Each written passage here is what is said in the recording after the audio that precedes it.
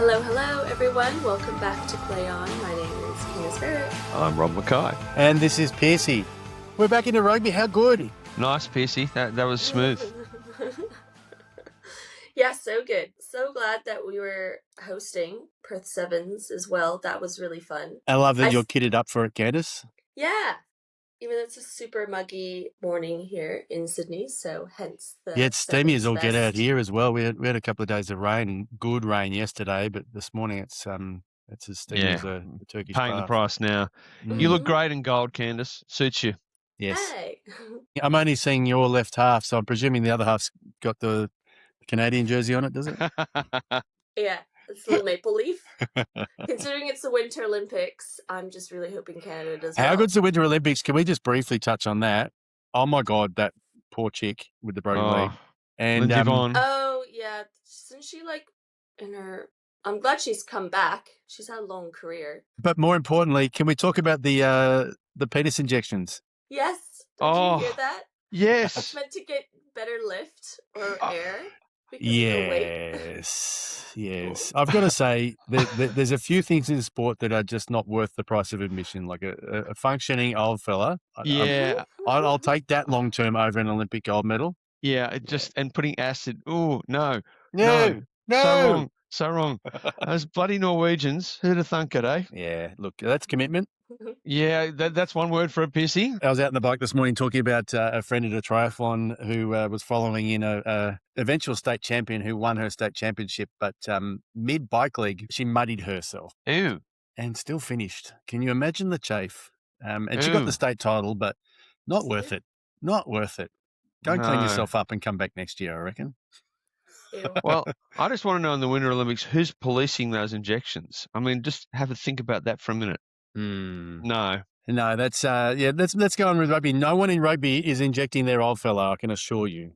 Yeah. Doesn't give you better lifts in the lineup. Cool. Anyway. No, you are right, Candace. I just had to think about that for a minute. There might be a handle. Stop it. But back to Perth Sevens, I really enjoyed watching some familiar faces on assistant refereeing. I was just like, oh yeah, I've seen that person at that tournament, or that's part of a Sydney referee. And anyway, so congrats to all involved. It must have been such an exciting opportunity. Yeah, what a buzz. And for some of the Perth locals in particular, what a buzz to get involved and get on the field and get your camera time. We'll come to those in the appointments, but yes, I'll let you know later who those MOs were because, as you say, some familiar faces. So absolutely, stay tuned for that. And it was good to see the Aussies in the medals. We got a silver one and a bronze one. Poor girls. Yeah, a bit unlucky. The boys rallied really well in the bronze medal match, and I think they'll go away pretty happy with that. So probably the boys broke a 10-match losing streak against the Kiwis and then backed it up and beat them again. So they beat them twice in 2 games. I'll be happy with that. Absolutely. And very good. One of them, I think it was the second game, the 3-4 playoff, they only led for a second. It was the right second, though. Yeah. It was bloody awesome to watch, like the grit. So, yeah. And the Kiwi men, their discipline was very poor, and they paid the price. They had a red card against Fiji and then some yellows. So, yeah. I did see a destroyed subs chair. From the French player? The Frenchman. Who would have thought a Frenchman getting angry? Very French. Very French. Was his name Jean-Luc Louis? Yeah. Yeah. But yeah, I felt I just felt it was really bad above horizontal, very late tackle. Yeah, I don't know. Didn't even have the ball. I don't know why he was feeling aggrieved by that. It was on first view, it looked pretty red. Just very much. Yeah.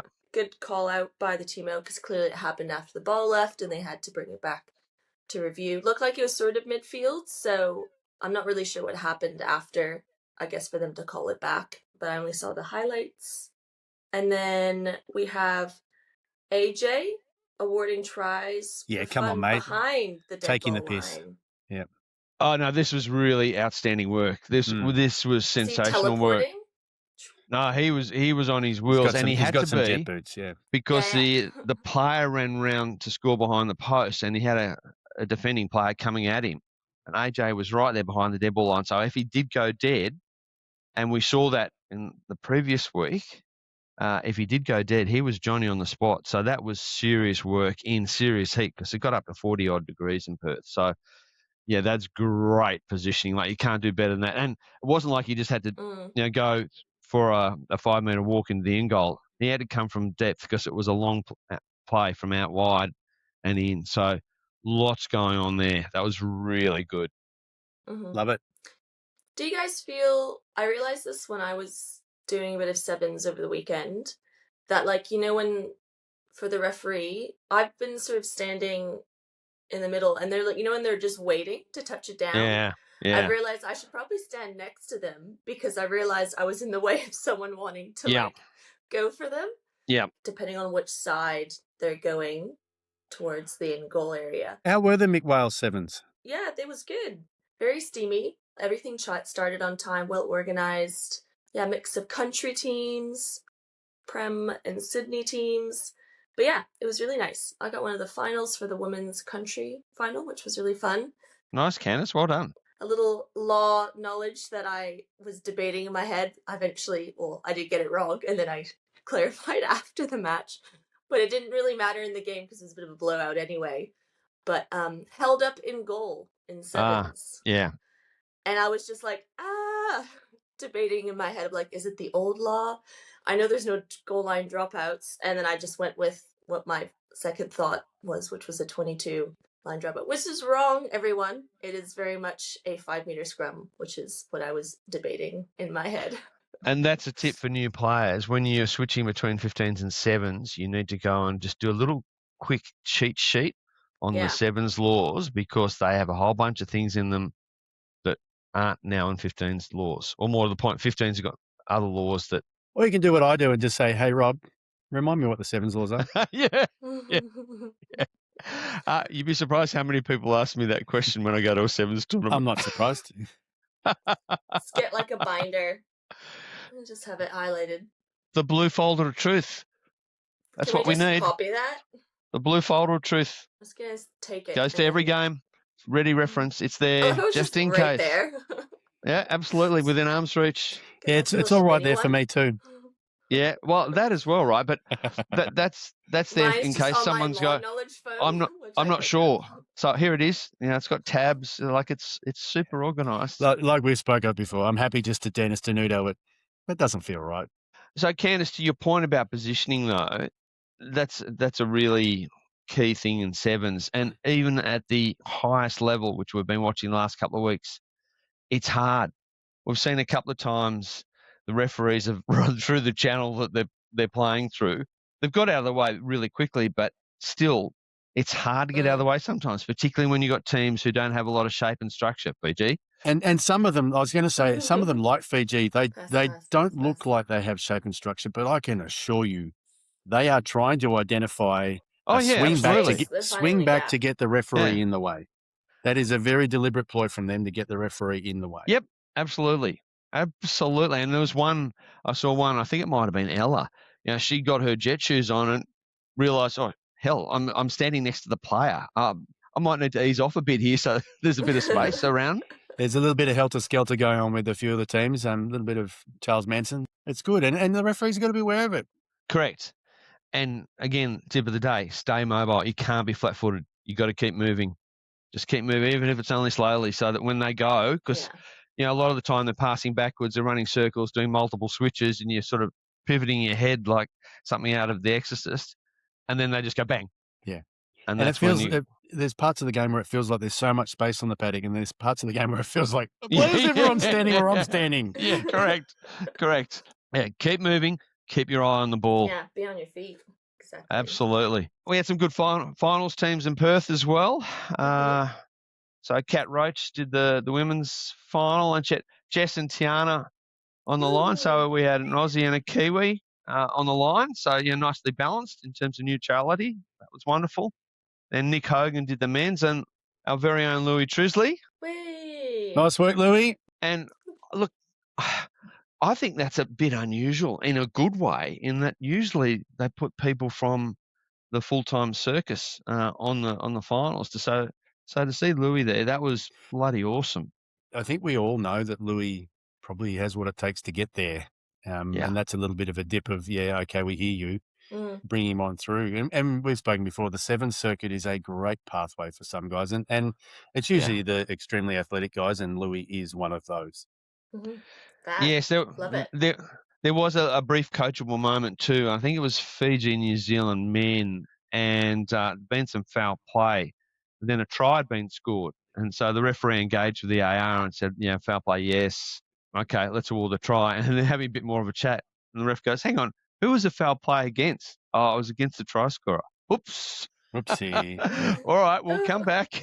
So it's really important to know which teams committed the foul play in that interaction. So just a coachable moment. So if it's the team that hasn't scored, yes, the non-scoring team that's committed and there's a try, then you probably let it go unless it's a yellow card. But if it's the team that scored, well then they probably shouldn't score. They probably shouldn't score. But that's like we just said, it's helter-skelter out there. It's really hard to contextualize sometimes. You just take a breath. Well, and it was one of the local ARs, and so a great learning moment from them. They handled it really well. The referee handled it well, got the right decision really quickly in the crucible of heat under pressure. Great coachable moment. So, well done, everyone. Got to the right result. Woo! Okay. Rugby news. Anzac Day announcement for the women's rugby test, which is really exciting. Yeah. I'm going to hear more about that soon. We don't know yet about how it's going to follow with the men or not, or it's going to be their own special test. Yeah, and it's unusual that Anzac Day is falling on the weekend. I actually saw the Central West draw this week. Actually just saw it last night. We're going to have a Blouse Cup round on Anzac Day, which is it's very unusual, but I think it's great, and I think all the clubs involved will enjoy celebrating what that stands for. So absolutely, the fact that it's falling on a weekend, I think it's a great opportunity to put some big games on. Well, in recent times, it's been the Beaches Derby on Anzac Day. Manly against Warringah on Anzac Day on a Saturday. That is going to be one hell of a day. And I can't remember if it's Rat Park or Manly Oval. It doesn't matter. Yeah, who cares? It'll be full. It'll be full, and the vibe and the emotion. I've been involved in a few of those, and it's a really, really impactful day. In fact, one of the guys who ran the line with me last year, Jack, shout out to Jack, after he ran the line, he came back, had a shower, got dressed in his full kit, medals, everything, and then participated in the ceremony. So lovely. Yeah, really, really nice work. To recognize those people who give to the army and everything. And I have it on good authority. Australia wants a men's Anzac Day test, and the Kiwis are the ones dragging the chain. So come on, bro. Oh, yeah, let's go, bro. Get your act together. And it's a tough window to organise it, but geez, it's worth it, right? Well, apparently Razor was against it, and Razor's gone. So we haven't spoken to that, have we? I'm actually sad for that. He's one of the good ones, and I'm going to enjoy New Zealand. Hopefully, going into a little bit of a form trough. Schadenfreude, Pearcey, much? Yeah.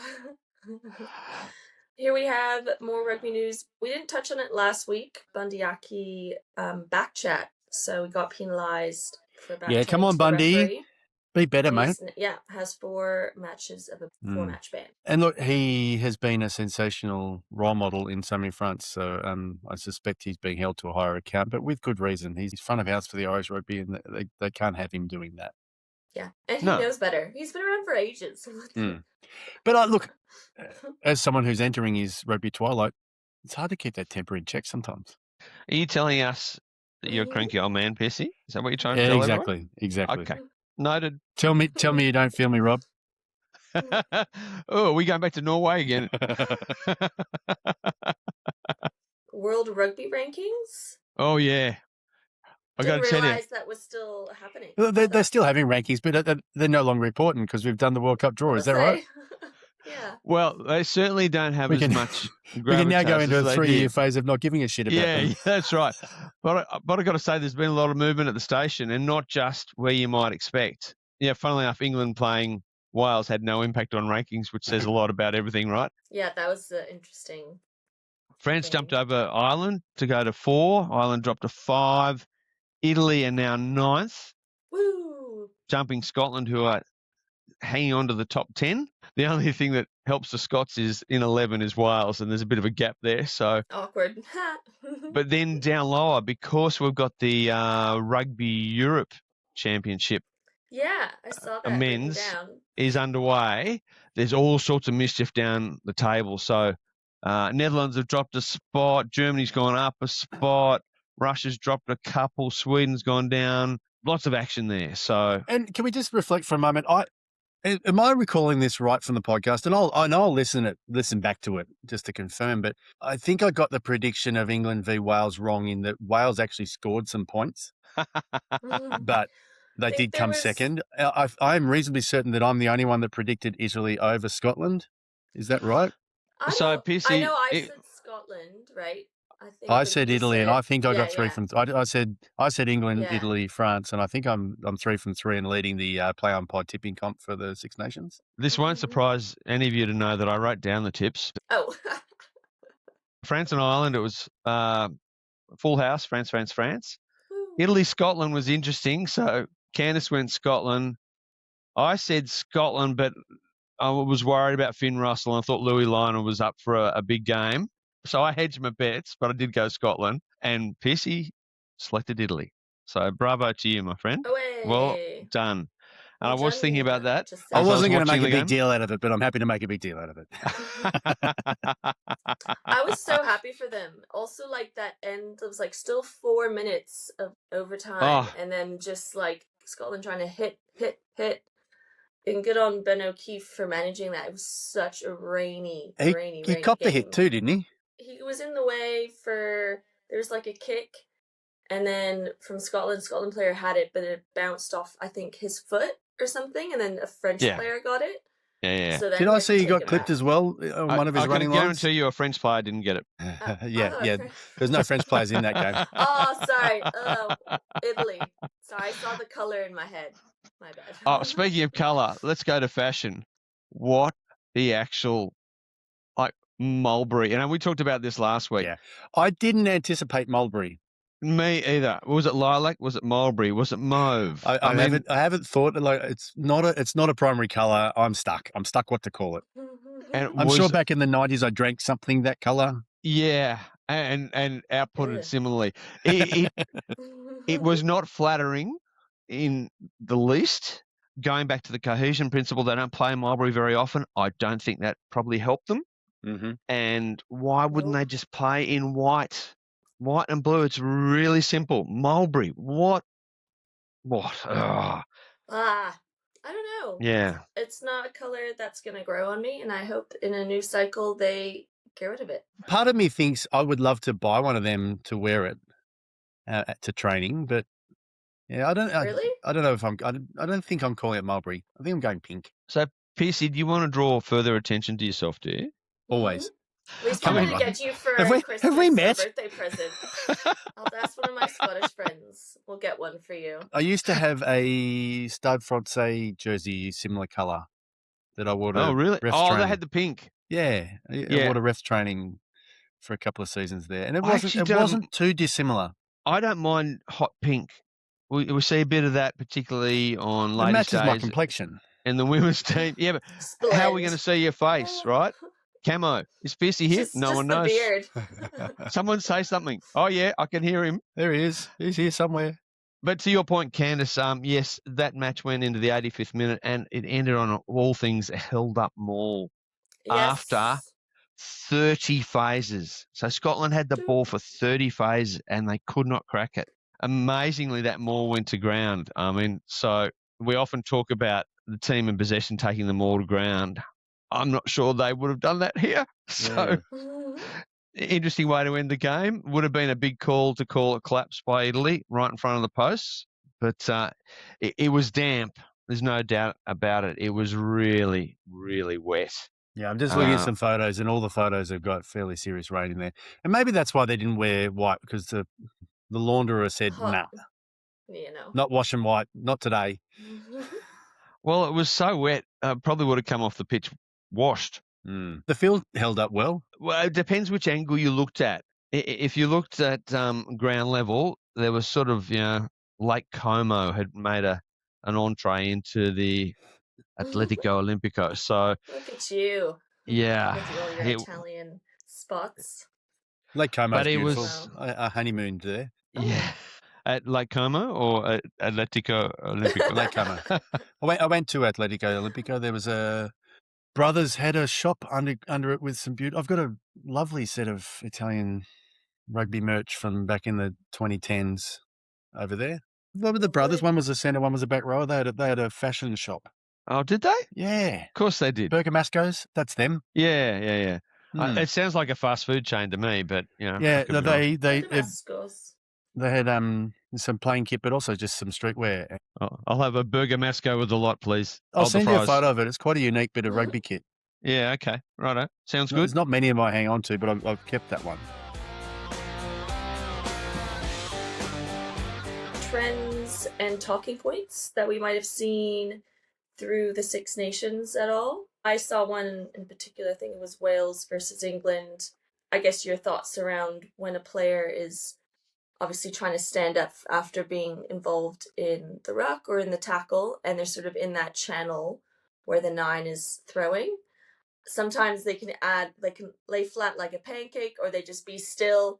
And I felt as though the 9 from Wales saw his opportunity to throw the ball directly into the English player because he was sort of in his channel, but he was literally standing like we spoke about this, I think it was year 1 of our pod. The law book doesn't deal with that specifically, but I ain't rewarding that for a halfback. Pearcey, this one's a little bit different in that it was Ellis Genge. He was the English player. And he's a big man, though. There's a lot of him. It's hard for him not to be in the way. He got in the way. He invited the 9 to make the most of it, and the 9 did. So, for me, yeah, you put yourself in that position. That was dumb. You could have got out of the way. Back you go. Yeah, it was just dumb. I was like, yeah, Pierre wasn't having it. No, and I'm with Pierre on that one. That was just avoidable. I think I've seen Gibson Park do it a couple of times, and that's a scrum. Like if the player's on the ground and you pass it his head on the ground, I'm playing on. But Gen just got up and he's got in the channel. It's like, no. Get out of there. Yeah. Well, get out of there. It's a dumb prop penalty. Fully get up. Well, he was on his knees, but he was full height. Like he's on his knees. He's perfectly in the channel to get in the way. So I'm going to take a little segue here from last night we were talking, and Central West is doing I think we're committed to a law trial for our junior pathway. Oh, yeah. At some of the junior games, there'll be a few tweaks in game structure, specifically in terms of number of players for the really young age groups. Yeah. So I think it's under 12s. We're going down to 12 players. And quick as a whip, I said, so we're getting rid of halfbacks and wingers. And they thought I was serious for a moment. They don't know you well enough, do they, Pearcey? They have not been paying attention. Yeah, exactly. Yeah. So they're basically extending the pathway 10-11's laws to the 12s, are they? Yeah. We said the risk of that is that our rep players will be less prepared for the 15-a-side game, but the rep players they both should be the ones being exposed to changes, but also are the ones capable of dealing with the change. So I didn't think that was a problem. And look, some of the smaller villages that we've got under 12 teams, that means that there might be the difference between getting them on the field or not quite getting on the field. So I thought it was a great initiative. We'll see how it goes. We are a closed trial for a wider Rugby Australia trial. So, I think it's a really good measure. Chat for another day. All right. So the other trend that I wanted to talk about, we saw this in the Six Nations, and we've referenced it with Bock getting hit by the ball, but we also saw it in the sevens. And we had an AR running in field. He was just inside the touchline, and a pass went astray and went in his direction. So that then begs the question of what happens if the ball hits the referee or someone who's not the referee, who's not a player. So stay tuned. We'll come to that in Law of the Week. Oh, good teaser. Oh, teaser. Don't mind a little bit of fluffing. So there's one other thing. Italy, Scotland again. And again, this is one of those moments of greyness. There was a ruck formed by Scotland. Caterpillar, I would like to say, had this been in the Super Rugby Pacific law trial that we're about to go into. Would have been a free kick, yep. This wouldn't, yes, exactly. But that didn't happen. So a Scotland player joined at the back, but he didn't fully bind. So the Italian player who came from an on-bind position went, I'm going to go for the ball. And the referee said no multiple times. He still went for the ball. So interesting situation. So the referee's basically enabling the caterpillar more, which is not what we want. But more to the point, yes, you've got the law, Mr. Italy, but the referee's told you no. You're not going to win that argument. Be smarter. And can I say, referee, be better too? Like, we can both take some ownership here. Yes. And what about as a gold standard management? No, but bind. Yeah, that's right, Pearcey. I really like that outcome because, we've sort of got the two wrongs making half right, and it just, tidy it up a little bit. Full bind, please. Yeah. Shoulders on, not just the. And so, how often do we see the caterpillar and they bring the ball back? And the ball's actually out, and everyone just watches the 9, play with the ball outside the shitting zone, the bird shitting zone. It's like, we need a drone above it, the bird shitting drone to judge whether it's in or out. Yeah, but sometimes it's really obviously out, and everyone just waits. It's like, no. Yeah, there's that second where like the players all haven't arrived yet, and the ball is. Let's not make a halfback's job any easier. That's right, Pearcey, 100%. That should be the vibe of all the laws. Make a halfback's job harder. Yep. Now I'm trying to think of what laws I could change. Well, Pearcey's made the suggestion: drop 9s. Scrum coaches and 9s. Anyone got any footy this weekend? I'm watching footy for Valentine's Day. Ooh, so romantic. So romantic. Does it get any better than that? Yes. If you're with the right partner who wants to watch it. I have found a friend who's got priority tickets to Australia-New Zealand World Cup games, so I am on the list. Oh. I believe that goes on today, doesn't it? No, next week. Next week? Yeah. Oh, well, sorry. I think those with priority can buy this week. Yeah. And I'm on that list, I believe. Oh. The rest of us my good friend have to buy Duncan, next love to have week. a beer with Duncan. He's included me in his tight-knit party, going to do the full circuit of Australian games and the full circuit of the final series. God love him. Jeez. Okay, raid the bank balance, mortgage the house. Yeah, he's got a good accountant. He can afford it. He's got no excuses, has he? He can't hide. He's going to work meetings there. I am joking. I hear the tax office listen to me. It's exciting. I had a much deeper look through the draw, and yes, I've got excited and put my hand up for a lot more tickets. Yeah, nice. So to your question, no, I'm watching rugby this week because Super Rugby Pacific kicks off on Friday. Next week, action. So I'm getting ready to do some 7s. So I'm tapering. Yeah, good. I think I got bullied into sitting on an emergency list for a 10s tournament late March is my first commitment. Okay, 10s. It's okay. Ease into it. Yeah. I'm not excited. Footy starts in April, doesn't it? No, not in this neck of the woods. I volunteered for Ella 7s, I think, waiting back. I'm trying to remember when Kiama is. There's Kiama 7s, but let's see. Wait here. Kiama 7s is the 28th of Feb. Yeah, end of Feb. Yeah. Cool. Yeah. So Warringah 7's 21st, which is where I'll be on field, and then 28th is Kiama, which is really good tournament, as Fun. Pearcey would recall. Yeah, we've been there. Yeah, we've been there. It's very good. Love the beach next to Candace the and I pitch. had some early morning swims. It was very great. Good. Wake you up. Before you go.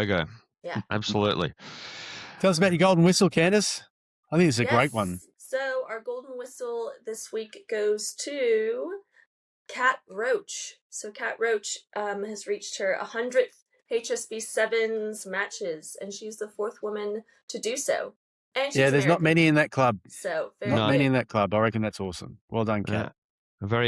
Joins our very own Amy, who's done that as well. In fact, I was at her 100th match. I remember it well at Bankwest in Parramatta on a dark and stormy night. So well done, Kat. That's quite a milestone. But yeah, so congrats to her. And then I think the 7 series is moving to Vancouver, as I remember, this weekend. Woo!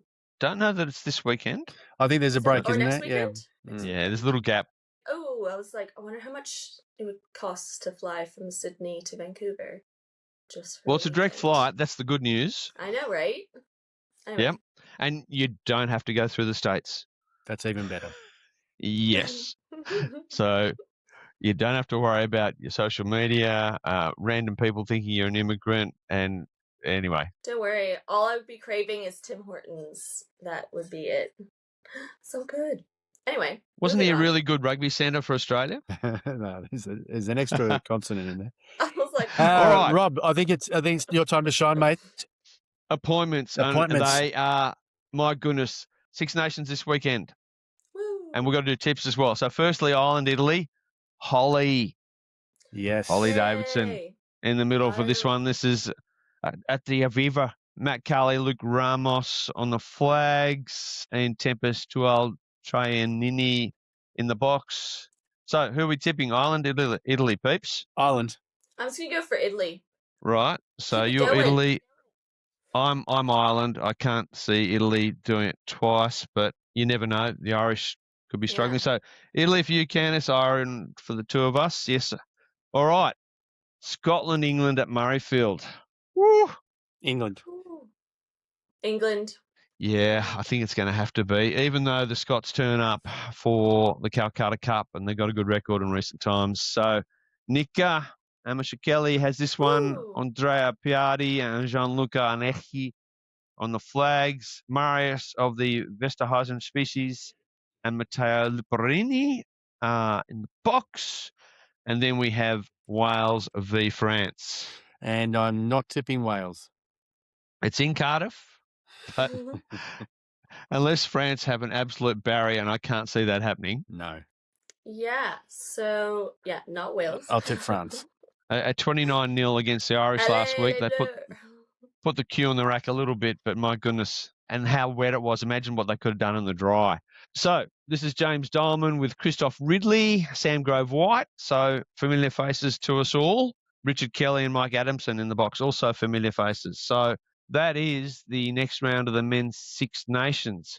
But there is also the under-20s 6Nations.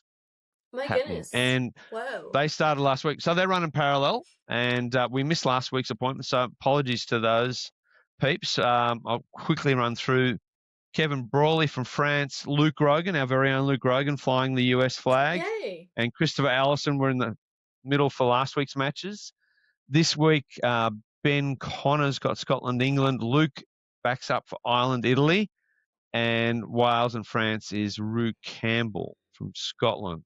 So, yep, go well, you good things. We'll hear more about those people. Nice job, Rogues. Woo. They're on the ramp up for the 2031 World Cup, essentially. Then we go to some local appointments because there's lots happening. There's Next Gen Super. There's Super Rugby Trials. There's Next Gen Sevens. Like, it's all happening. So the Super Rugby Next Gen, we had Dan Andrews and Amber McLaughlin in the middle last week. So really good to see Amber back. That was awesome. Yay. Then coming up this week, got Sam Jones in the middle and Ella. She's doing a Next Gen game. Keep her eye in. And then Next Gen Sevens, Marco Levy, Braden Hudson are up in Lennox Head. So we saw Marco in Perth. So that'll be good. Jess Ling, Charles Marshall, and Charlotte Bruni. We are helping out there. So good to see. Well done. Go, Charlotte. Yeah, go Charlotte. Newcastle rep. We've got the match official team from Perth. The ARs that went across locally to support. Take a bow, Ben Jones, Braden Hudson, Charlotte Bruni, hey, Charlie Marshall, Hamish Quigley. Can't have enough Hamishes. Louis Trisley, man of the final. Marco Levy, Petrus, also known as Peter Van Asveren, and Riley Byrne. So that's the on-field ARs, and there's a dozen people behind the scenes supporting them. Dom, Tom, Darren, Julie, Jack, James, Henry, Louis, Trinity, Katie, Morgan, Matt, Mark, and Tyler. Well done all. Yay. So well done, everyone. Yeah, that's a big piece of work. We've been involved with that. We know what's involved. And bravo to you for tolerating the heat, of which there was much. So I don't have the Super Rugby Pacific appointments. They come out today. So watch this space. Watch this space. It'd be interesting because a couple of our heavy hitters aren't here. So it'll be interesting first round. That's right. Yeah. So Bok. Because of the 6 Bok Nations, might be back. Yeah. Dolly's gone. Gus might be back. Yeah. I can't imagine even if they're back, they'd be all that interested in jumping straight into that. Yeah. I don't know. It's a tough flight to be jumping straight in, but look, the professional athletes. That's what you got to do. Absolutely. So we'll know more about that later today after this and drop, maybe that's why the appointments are a little bit late, just to see how they landed. Possibly. Yeah. Fair call, Pearcey. Very good. Good point. Very good observation. That's what I'm here for. Give us a law of the week. Law of the week. Okay, so law of the week. This relates to what happens if the ball touches someone. We did one a couple of years ago if the ball touches a tree or something, didn't we? Well, it's a similar law, isn't it? It's rugby law, so it's never as simple as it could be. So let me read the relevant law to start with. The referee is the sole judge of fact. Yes. Where's the binder? Yes. Law 2, see Law 1, indeed. The ball or ball carrier touches the referee or non-player. So this is Law 610. If the ball or the ball carrier touches the referee or other non-player and neither team gains an advantage, play continues. If either team gains an advantage in the field of play, a scrum is awarded to the team that last played the ball. So there's a few things there, referee or non-player. So what do we read for non-player? Well, assistant referee is a non-player. They're not specifically mentioned. So that would come into the case of the sevens scenario. Yeah. You can play on if no one gets an advantage, but we did see an advantage in the test match with Bok because it ricocheted. It's like pinball out there because of the weather. Yeah. And it came off Bok's foot, so called a scrum. Last person to have played it, well done. So something to be aware of. Here's one that's going to catch people out, though, I think. And so this is a really good one to be aware of. This is 611. And listen to this one carefully. If the ball carrier touches the referee or other non-player in goal and either team gains an advantage, if the ball is in possession of an attacking player, the referee awards a try where the contact took place. If the ball is in possession of a defending player, the referee awards a touchdown where the contact took place. And there's no element of gaining an advantage there. It's just, that's what it is. Well, it's specifically mentioned, and either team gains an advantage. So, yes, one team may gain an advantage, but you still award the try. So, that's in the in goal. So, 610, if either team gains an advantage in the field of play, you stop. If it's in the in goal, you play on. And then just to complicate it, we have our scrum matrix. Got to love a scrum matrix, which if you want to get tricky, could complicate things if your decision-making process isn't quite clear. So love Law 19. So Law 19.1, we've got the scrum matrix. Why do we have a scrum? And the last one So for the front row to be on show? Absolutely. So all those boys in their Mulberry outfits can show off their six-pack. So the final one is the catch-all. The referee awards a scrum for any other reason not covered in law, and that's in the scrum zone at the point closest to the place of stoppage. And who throws it in? The team that was last moving forward, or if neither team was moving forward, the attacking team.